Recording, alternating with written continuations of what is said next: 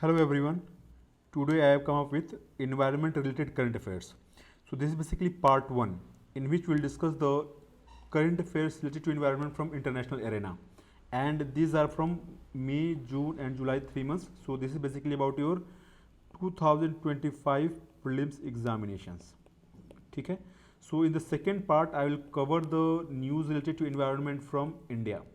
So this one would be a bit lengthier than this one. Alright, so let's cover the international part first. So the first news is about Food and Agriculture Organization. It has basically released a report called as the State of World's Forest 2024.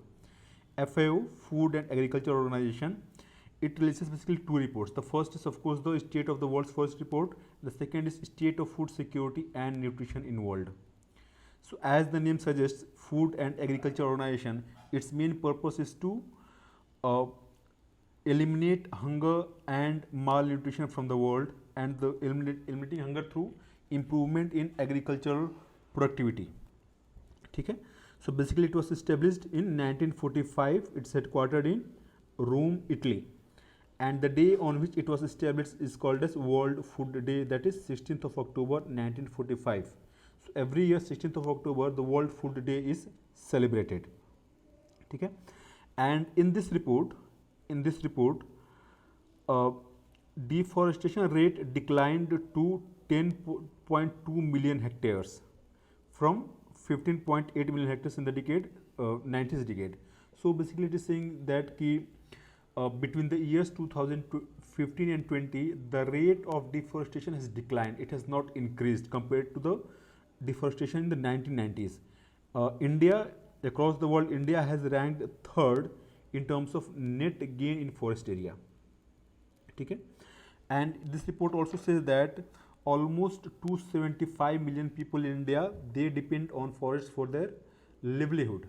Means they gain economically in some way or the other way from forest in India. Okay? So basically you need to know is that this Food and Agriculture Organization publishes two reports: State of World's Forest and State of Food Security and Nutrition in World. It has been established in 1945, headquartered in Rome. Okay? The one more news about FAO is that it has started Global Soil Partnership in 2012. So Global Soil Partnership is basically about to bring the matter of conservation of soil in the matters of governance in every country. Okay? Basically bringing the soil conservation issue to the political debate level. So there were two news related to FAO. First is about the report, second is about Global Soil Partnership, a mechanism to develop a strong interactive partnership and enhanced collaboration and synergy of efforts between all stakeholders. That to promote soil policy, soil governance as well as sustainable soil management. So this was the first news from international area regarding environment.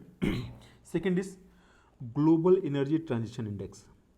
So this index basically assesses which countries are better prepared towards zero carbon target. Like India has set the zero carbon target for 2070, China has set to 2060. Anyway, this is basically about discussing the preparedness of countries towards complete renewable energy. This report has been published by World Economic Forum. You know, World Economic Forum, this is a non-profit organization established in 1977, and you know the Davos meeting in Switzerland, this meeting is conducted by, this basically informal meeting of world political and business leaders. This meeting is conducted by World Economic Forum. Now this index has placed India at 73rd position. Okay? However, it has commended India for its achievement that India has now 42% of its total energy base coming from renewable energy sources. And among renewable sources, the largest share is that of solar energy, around 91 gigawatt. Then you have a wind energy coming from wind, around 48 gigawatt. So when it comes to renewable energy, you also need to know that which type of renewable energy contributes how much. to the total renewable energy basket of India. Then the largest one is solar, then wind, then you have a small, biomass. Then you have biomass. It is around 11 gigawatt. Then you have a small hydro.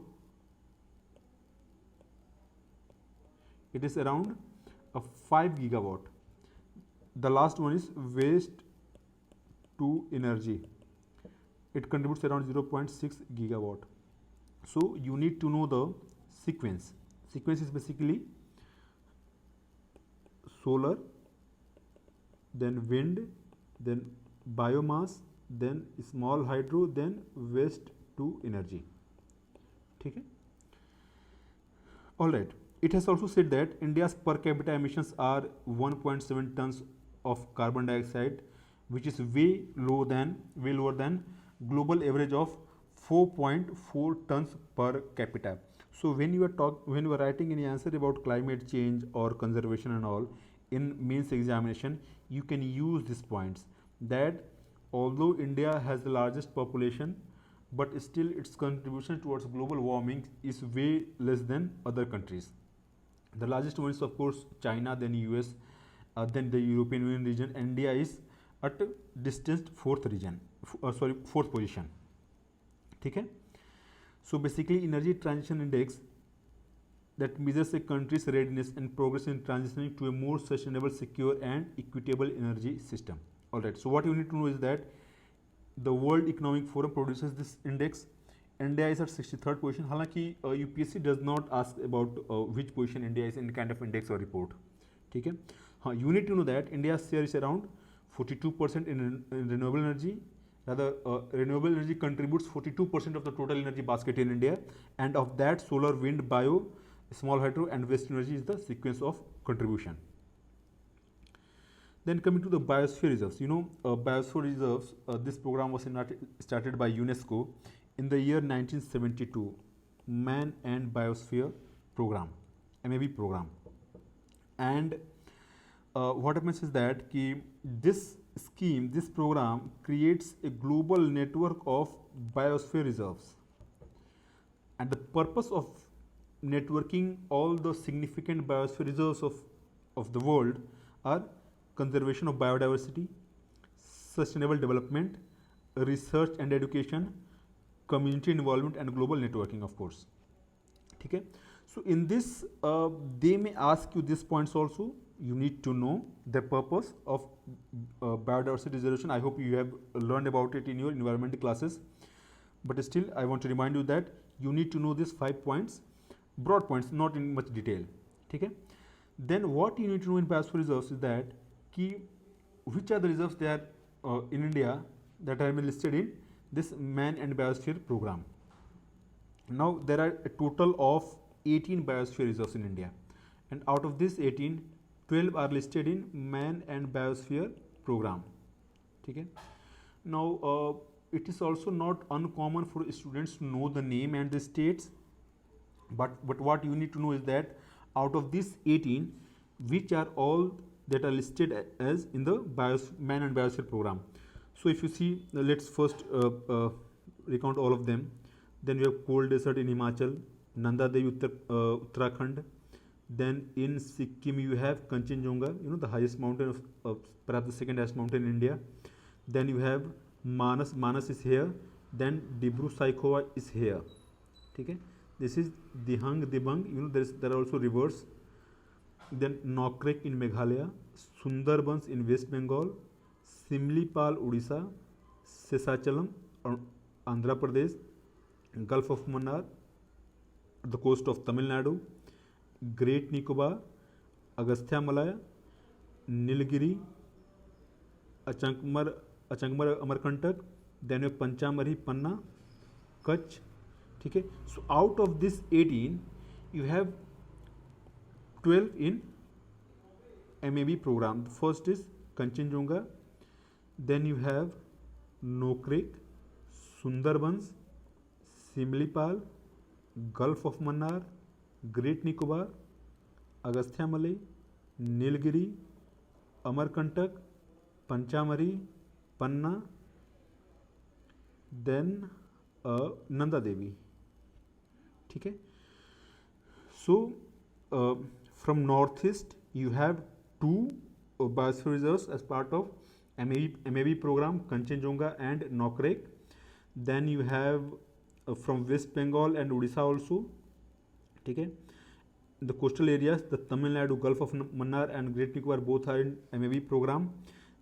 Then the Agastya Malay along the borders of Tamil Nadu and Kerala, Nilgiri, Amarkantak in Chhattisgarh and the borders of Madhya Pradesh, Panchamari, Panna, they are in Man Biosphere program. Achha, what you need to know other than the names is that where they are located. And now I'm not talking about states.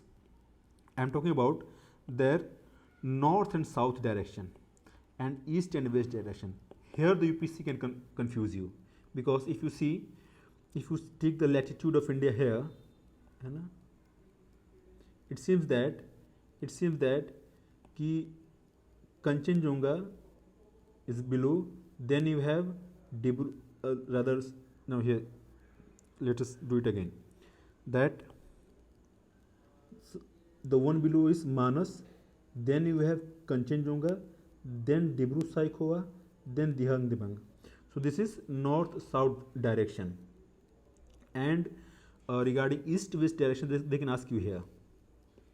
Between Panchamari, Panna, Amarkantak, है ना. Then again, if they want to ask that which of the biosphere reserves fall on the same latitude, they can also confuse you here. ठीक है. So this one and maybe this one. ठीक है. You need to know. If you extend this line to here, ठीक है ना, you can see that the Nilgiri and Nanda Devi, they almost fall on the or near to the same latitude. ठीक है. So what you need to know is that their latitudinal and longitudinal position on the map of India. You should be very clear about that. ठीक है. So on the positions on latitude, longitude, they can confuse you. Other than this, there's not much. Achha, one thing more, that for every biosphere reserve, you have some idea that which are the species located in this biosphere reserves, or rather to be more precise, that for which specific species these biosphere reserves are known for. For every one of them, you should know the species, both plant and animal species. So first is species, then their longitudinal and latitudinal location on map of India, and that out of 18 there are 12 are on Man and Biosphere program network. ठीक है. So this was about UNESCO Biosphere Reserves. Then coming to a treaty. This treaty has been signed under the umbrella of United Nations Convention on the Law of Seas, UNCLOS. So basically this UNCLOS was signed way back in 1982. Okay? This was basically to govern the sea areas or open sea areas. So the UNCLOS defined what we currently refer to as territorial waters or exclusive economic zones. But even after defining the territorial waters and exclusive economic zones, there were still areas that were ungoverned. Okay? So for example, let's say that this is the map of India. Up till 12 nautical miles is what is called as territorial waters, and up till 200 nautical miles is exclusive economic zone. Okay? So in territorial waters, a country has sovereign right in territorial waters. It can disallow movement of any ship in the territorial waters.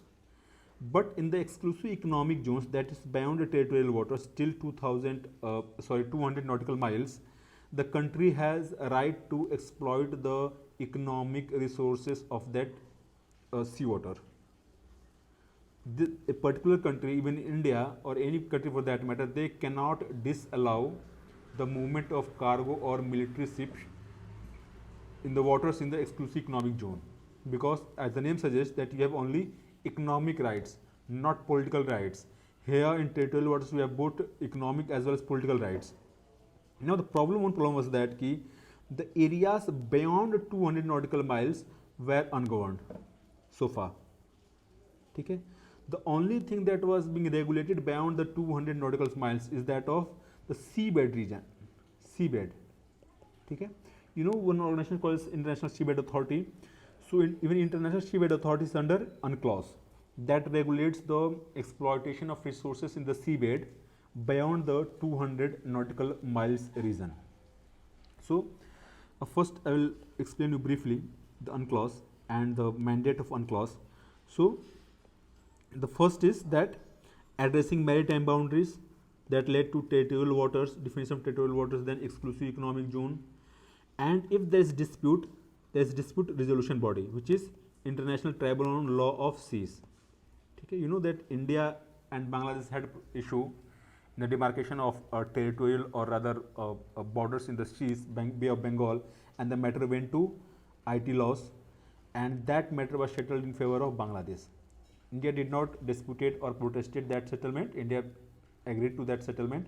Anyway, the purpose is that one of the purpose of UNCLOS is the settlement of international boundaries, maritime boundaries. Then, if there is a dispute, the IT laws will handle the dispute provided both the countries they should approach this tribunal, International Tribunal on Law of Seas. Okay? This was the first. Second was that rights to marine resources. So this led to the development of International Seabed Authority. Okay? Basically, two more after the coming in power of UNCLOS or coming into existence of UNCLOS, two agreements were signed under UNCLOS. The first was implementation agreement. Second was fish stocks agreement. They both implemented the rights to marine resources. Okay? The IT laws, they implemented the maritime boundaries, but there was one more mandate of UNCLOS that was left unaddressed so far. It was environmental protection of seas. So due to movement of cargo ships and due to different kind of pollution across the world, and that every polluted water, every pollution has been they are invariably left into the oceans. होता क्या है, due to that it has led to the massive pollution of ocean waters.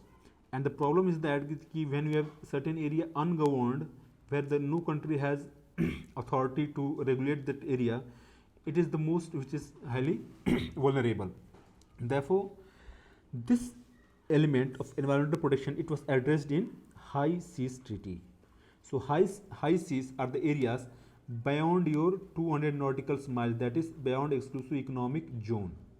Now what will happen is that UNCLOS will decide, this convention will decide that which country has mandate to ensure that the biodiversity and the environment beyond the 200 nautical miles in specific regions, which country has what responsibility. It will basically fix the responsibility of different countries to ensure that the waters in the high seas are not polluted, that the biodiversity is maintained. Okay? Because these areas are basically common goods on which no one can claim their political rights, but they are there for the benefit of entire humanity. Now you know that due to the this one, environmental protection of seas, this has been addressed with High Seas Treaty, and in India the cabinet has passed a resolution for the implementation of this treaty. So what you need to know, one more information, is that it will address life below water, that is biodiversity in the waters. So UNCLOS established in 1982. It has three mandates: maritime boundaries, marine resources, environmental protection of oceans. The third one has been addressed now through High Seas Treaty. High seas are beyond waters beyond 200 nautical miles in oceans. Okay? Now the headquarters of International Seabed Authority is in Jamaica, Africa. Okay? So I hope I am clear on this on High Seas Treaty. Then you have a topic on wetlands. So in India, or rather from India, two new wetlands were added in the Ramsar wetlands list, that is international wetlands, wetlands of international importance. Okay, and these wetlands are Nagi and Nakti. They are both from Bihar. Okay. So what is Ramsar Convention? You know, this Ramsar Convention basically regulates the use of wetlands of international importance. It has a list. You know? And from India, a total of 82 wetlands has been listed in Ramsar Convention, and only country that matches India's number is China, although there are countries more than India, like UK has 144 wetlands listed in Ramsar Convention. Okay? You know the city of Ramsar? City of Ramsar is located in Iran. At that time, Iran was friendly country to US, therefore the convention took place in Iran. Alright. So the new ones are Nagi and Nakti. Also, although you need to know the major wetlands of international importance in India. अच्छा एक चीज़ और बता दूँ आपको, that certain wetlands have entered into the Ramsar Convention, then they have come out of Ramsar Convention because their health has been restored. So the purpose of Ramsar Convention is to get the wetlands listed and then restore the health of wetlands, and when the biodiversity is sufficient, when they come at the level of sustainable, then they can be delisted, provided that the state makes commitment to protect the diversity and the strength and wealth of the wetlands. Okay? Then you have one news about Green Oscars.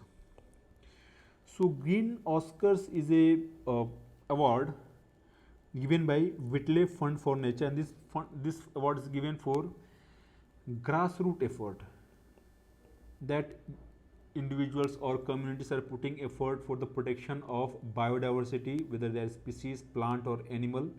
Okay? So for their effort, the Whitley Fund for Nature gives Green Oscars. This year, a woman from India has received this award. Her name is Purnima Devi Burman. She is from Assam. Okay? And she was working for the conservation of ecosystems for the greater adjutant stork. Greater adjutant stork. They are basically endangered species, bird species, and they are basically found in only two places in India. These are Bihar and Assam. In Assam you have Brahmaputra Valley where they are found. In Bihar you have Bhagalpur region where they are found. Okay? So they are endangered and they are locally known as Garud in the areas of Assam. And in Wildlife Protection Act they are listed in Schedule 4. So what you need to know is that greater adjutant stork, they are located in, they can be found in Assam and Bihar. They are endangered, and for their conservation, Purnima Devi Burman has received Whitley Fund for Nature award called as Green Oscars. Okay? Alright. So moving on to the next one, Global Environment Facility. So this facility is basically about a financing mechanism to different conventions, international conventions. So you know that in the year 1992, Rio Earth Convention took place. Rio Earth Convention, and this convention gave birth to three different conventions. The first one was United Nations Framework on Climate Change. Then you have United Nations Convention on Biodiversity. Then you have United Nations Convention to Combat Desertification. One is more Minamata Convention. This is basically about the protection of mercury pollution in waters. One more Stockholm Convention. Okay? So these two were added later. So this Global Environment Facility, this is basically about a financing mechanism to these 5 conventions, and this was the question in 2015, if I am correct, 2015 or 16, ये prelims में आया वो question है, ठीक है, that it gave 4-5 different convention and asked that which of the following that the Global Environment Facility is financing mechanism for which of the following conventions. ठीक है, India is of course a member. So what you need to know is that basically see the GEF is a office under the World Bank. Okay? It does not have separate office or building. It is basically housed in World Bank and it is financing mechanism for this 5 conventions. So जब भी बात होती है let's say that due to global warming or climate change that the developed world is responsible for the climate change and therefore it is the developed world which has the moral responsibility to finance the mitigation and adaptation efforts in global south. So whenever the issue of financing comes, it will be routed through global environment facility. Okay, I hope I'm clear here. Then we have a topic on Antarctic Treaty, and the Antarctic Treaty was signed in 1959. All right. So the meeting of this treaty, the 46th Antarctic Consultative Meeting and Committee on Environmental Protection, the meeting took place in India, and the host was National Center for Polar and Ocean Research. This is basically institute under Ministry of Earth Sciences, Government of India. Now this committee on environmental protection, this basically advises the Antarctic Treaty Consultative Meeting. Okay, so in the Antarctica Treaty, the areas beyond 60 degrees south latitude, the entire region beyond the 60 degrees south, they are covered in Antarctic Treaty, and the purpose of Antarctic Treaty is that it shall be used for peaceful purposes only, to facilitate scientific cooperation, and it prohibits nuclear explosions, radioactive waste disposal or military deployments. Radioactive waste are disposed only in areas which have remained stable for quite some time, or I'm talking about the geological scale. So Antarctica is of course a fairly stable area, and therefore there have been concerns that some countries may use that region to dispose their radioactive waste. Okay. So what you need to know is that which organization was host to this treaty meeting, National Center for Polar Ocean Research. This treaty was signed in Washington 1959, and the purpose of this: peaceful purposes, no nuclear explosion or military deployments. Then you have India is basically here a consultative party, means that whenever any meeting will take place, India will be invited. This time India itself hosted this treaty. Now couple of facts more. India's initiatives like research and development initiatives for Antarctica. So the first initiative by India was Dakshin Gangotri in the year 1983, but this research station has been defunct now. Okay. So India has established 2 more research stations. These are Maitri and Bharti. India is planning to establish 1 more research station, that is Maitri 2nd. Okay. And one more thing, that India enacted Antarctic Act in 2012, affirming its commitment for the Antarctica Treaty. So few things about the meeting, about the host, about the year, the purpose, and India's initiatives. So the 2 active stations currently in Antarctica are Maitri and Bharti. Then we have International Arrangement on Forest. This is basically arrangement under United Nations Forum on Forest. So here the meeting basically took place, and what we need to know under this head, International Arrangement of Forest, is that the members have reaffirmed the UN strategic plan for forest, and the purpose of this strategic plan is to increase forest area by 3% worldwide by 2030. Okay. And basically the members made a commitment to control the triple planetary crisis. You should know such kind of innovative terms: triple planetary crisis. Triple means climate change, biodiversity, and pollution. So in your main answer writing, you can use such kind of impactful phrases like triple planetary crisis, and it basically summarizes different kinds of impact related to modern lifestyle. Then there is Global Forest Financing Network. This is basically a mechanism to finance the United Nations Forum on Forest. Means whatever initiatives are being taken are taking place across the world under this initiative, United Nations Forum on Forest, they will be financed through this mechanism, Global Forest Financing Facilitation Network. One term was coined during this meeting, and that term is climatization of forests.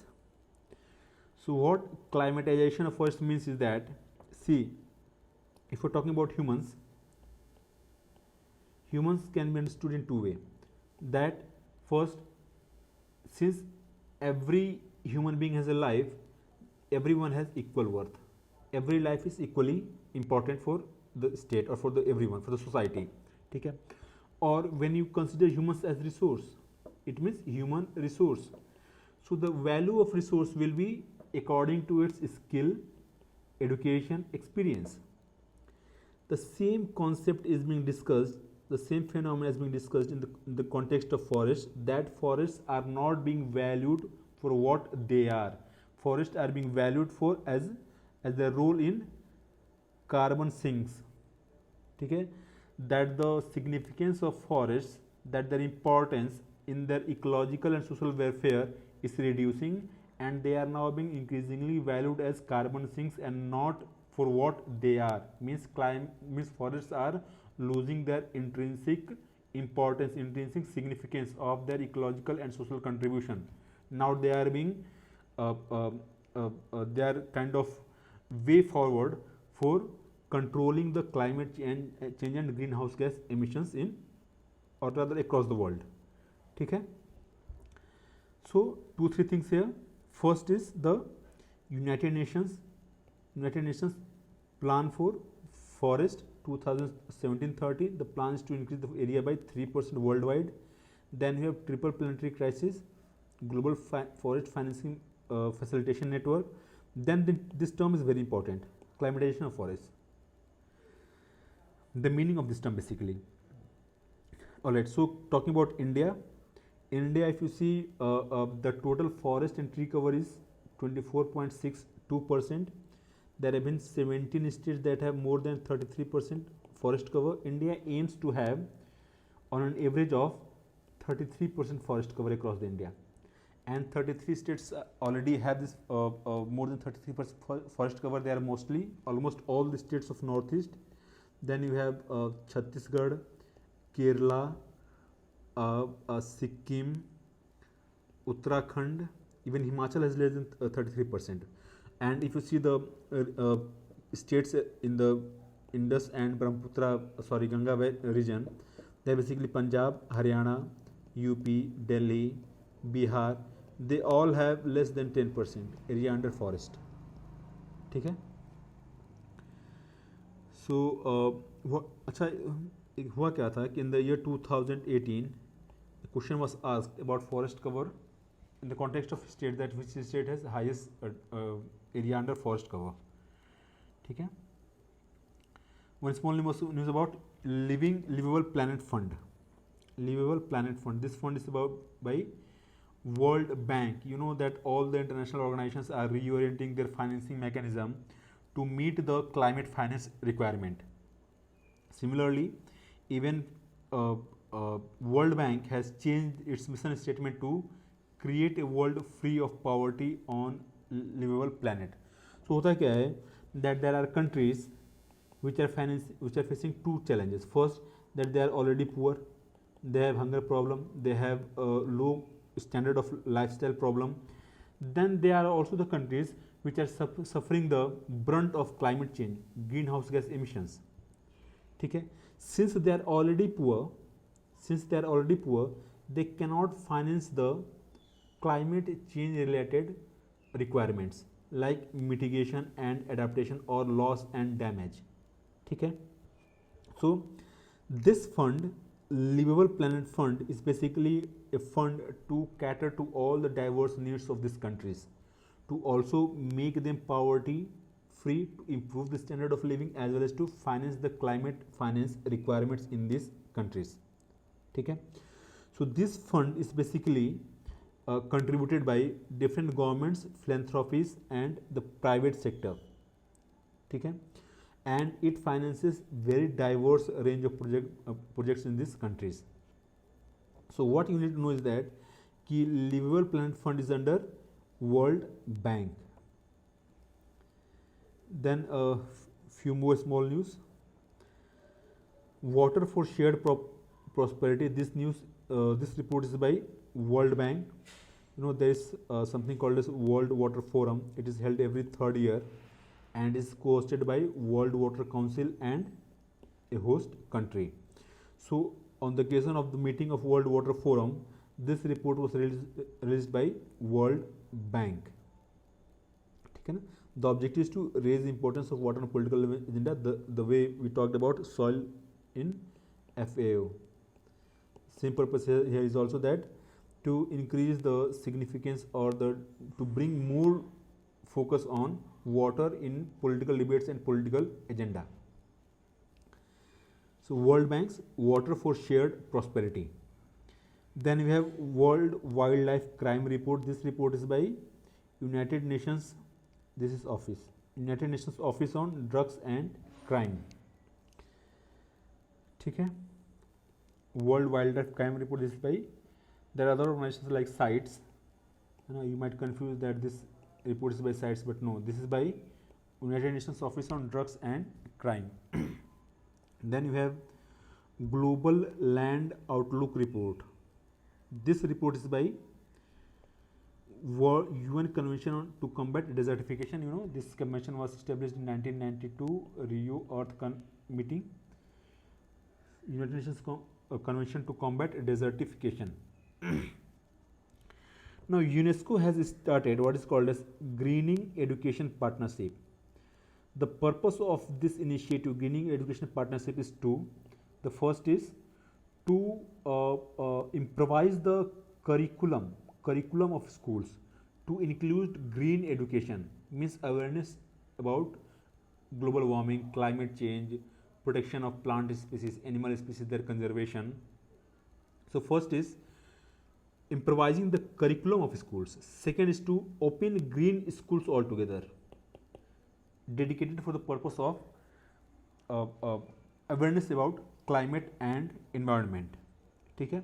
So basically अगर आप ये नहीं भी जानते हो, बस आपको ये पता होगा that the initiative called as Greening Education Partnership is by UNESCO. ठीक है. So again one more news by World Bank. It has published a report called as State and Trends of Carbon Pricing Report 2024. And this report basically tracks that in which country how much of the carbon emission is being regulated in terms of carbon taxes or through emission trading system. So you know that every country is now making budget, or rather carbon budget, that if let's say a country has a limit that it can emit up to X tons of carbon dioxide, then this X amount is being distributed across, or rather shared across sectors, and each industry or firm, they are granted certain quota. Okay? And if they emit less than the granted quota, they can trade this remaining amount with companies which have emitted more than the granted quota. Means a company has, let's say it was granted 10 tons of carbon dioxide, it has emitted 8 tons, and there's a B company which has emitted 12 tons of carbon dioxide. It means 2 more than its granted quota. So A can sell the remaining quota of 2 tons of carbon dioxide to company B. This is called as emission trading system. So basically the State and Trends of Carbon Pricing Report, this basically tracks that how much carbon dioxide emission is being taxed or regulated in all of the world. So in its latest report, it's saying is that around 2% of the global emissions are now covered under some or other kind of regulation, whether they're carbon tax or emission trading system. You know, carbon taxes, like in India you have a tax on coal mining. So every ton of coal mined, you have to pay certain amount of fixed tax. These are called as carbon tax. Then you have Bonn Climate Change Conference. This conference is basically a preparatory conference to the final meeting of UNFCCC. ठीक है, Bonn is in Germany. So Bonn Climate Change Conference take place so that the summit level meeting can be conducted smoothly. And the Bonn is in Germany. One more initiative, Spring Initiative. Spring Initiative. So UN has what is called as, it's UN-backed network called as Principles for Responsible Investment. So this network has around 200 big investors across the world, which are managing funds of somewhere around $15 trillion.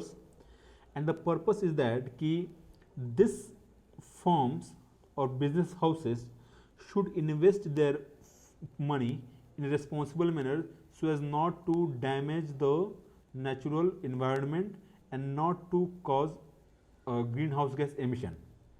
ठीक है?